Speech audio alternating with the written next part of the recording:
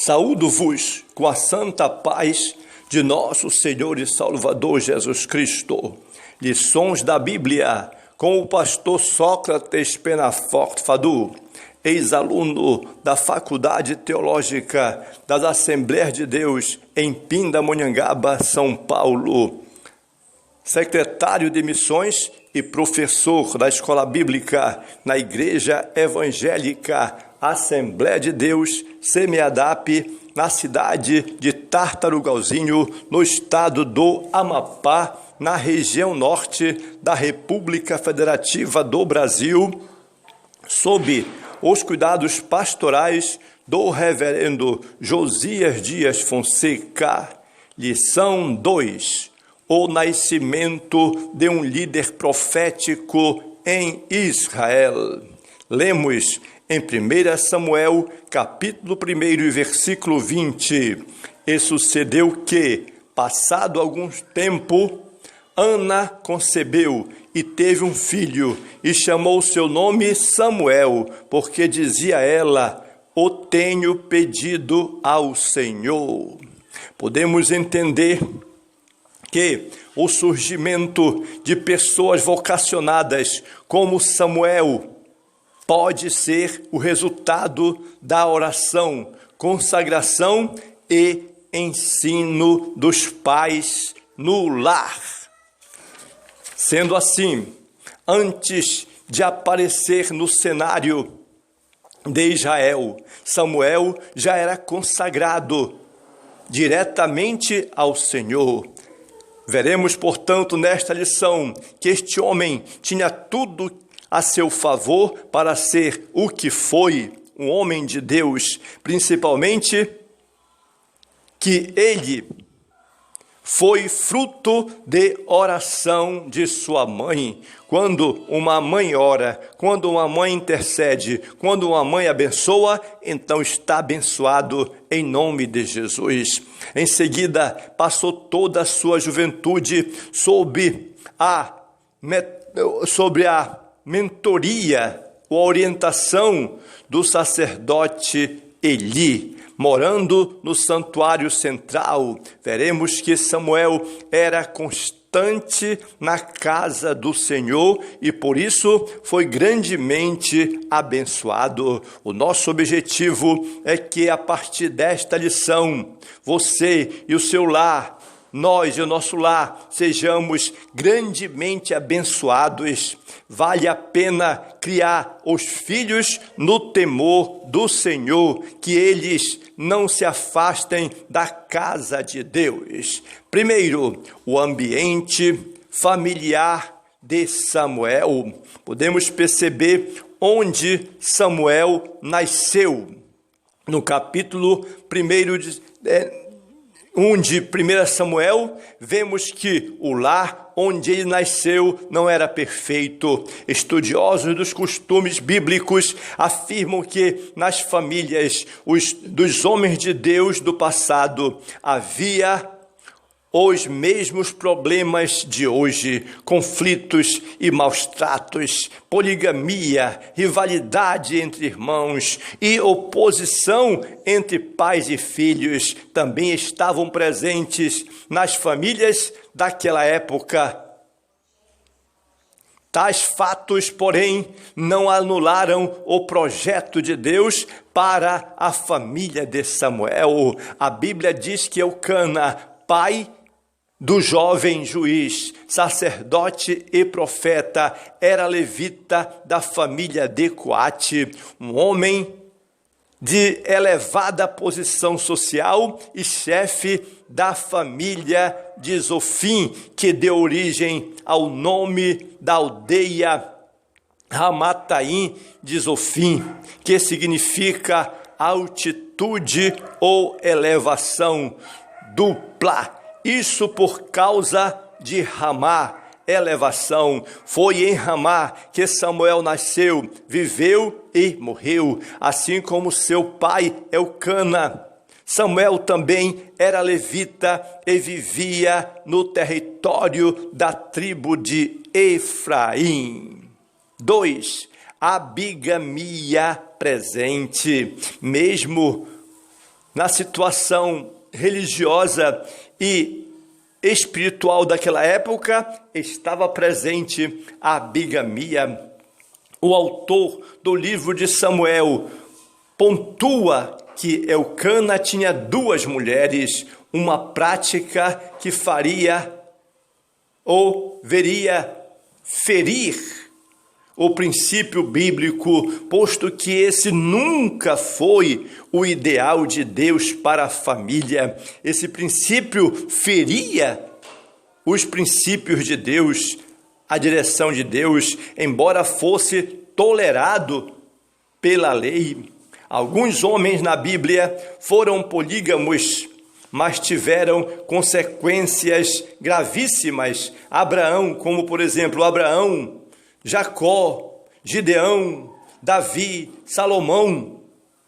A prática comprometedora de Eucana trouxe problema para si e para sua mulher, Ana, a quem amava, pois Penina provocava sua rival, visto que ela tinha filhos, mas Ana não podia ter filho. Crê-se que o casamento de Eucana com Penina se dera por causa da esterilidade de Ana. Por vezes, nossos lares se tornam conflituoso devido à falta de prudência e sabedoria de um dos cônjuges. Por isso, é imperioso que o esposo e a esposa saibam proceder com verdade e sinceridade, relacionando-se um com o outro em amor e pedindo sabedoria do alto para a solução de conflitos. 3. Uma família piedosa.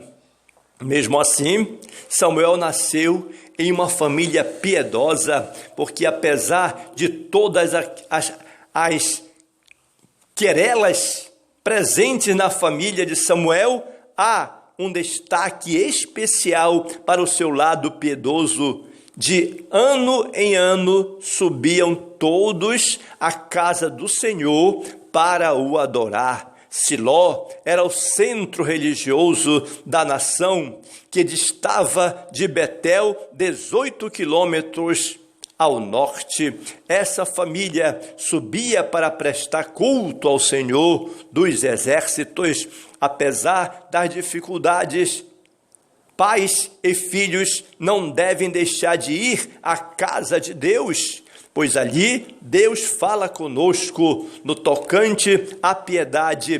Paulo diz que ela é proveitosa para tudo. A palavra piedade do grego eusebeia remete à reverência, respeito, temor e fidelidade a Deus. Assim, se no lar existe a verdadeira piedade, não haverá desrespeito aos pais, nem abandono dos filhos em sua velhice.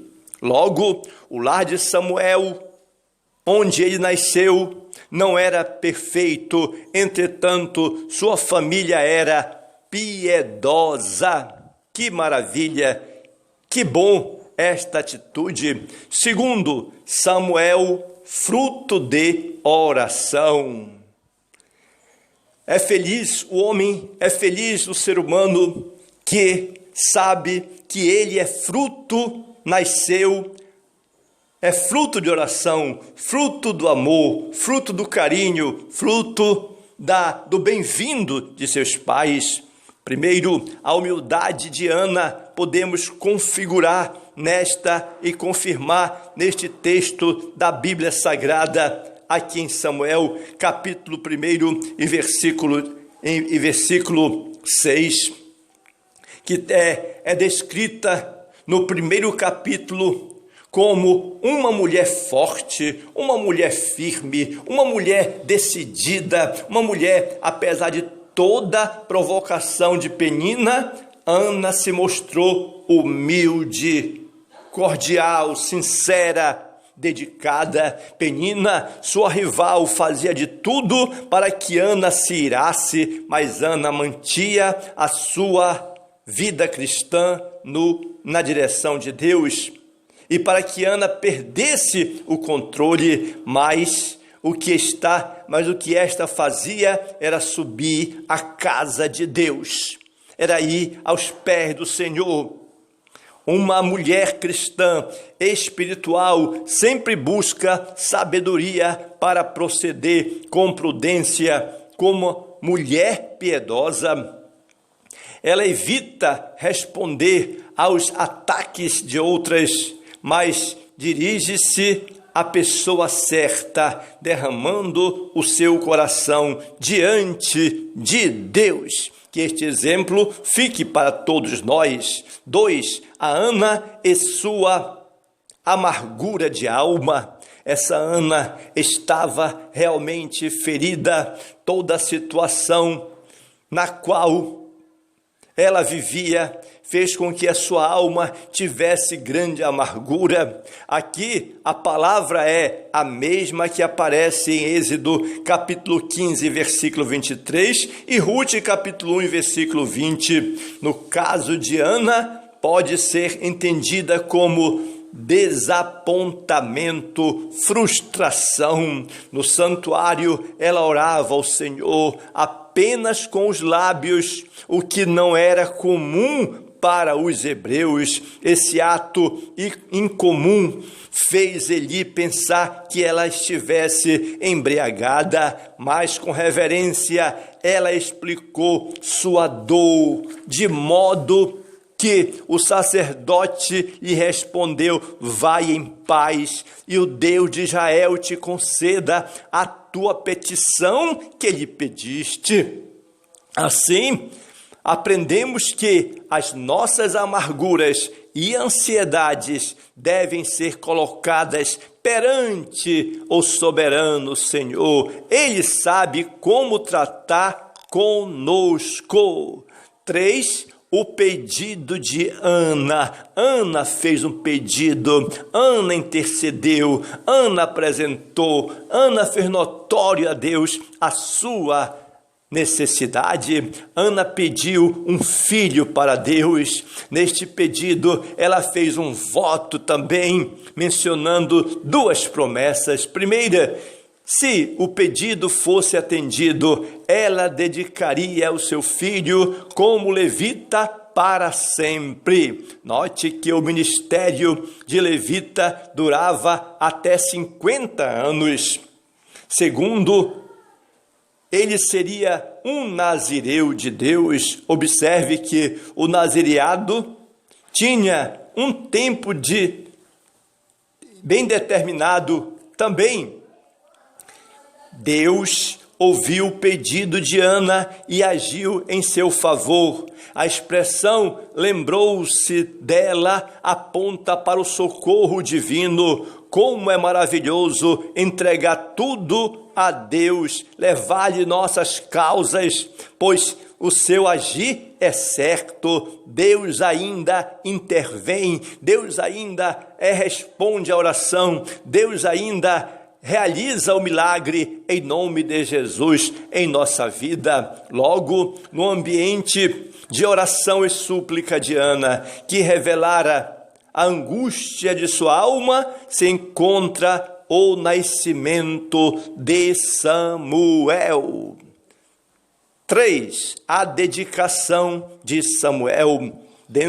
Dentro da dedicação de Samuel, encontramos o nascimento de Samuel, o cumprimento do voto e a dedicação de Samuel.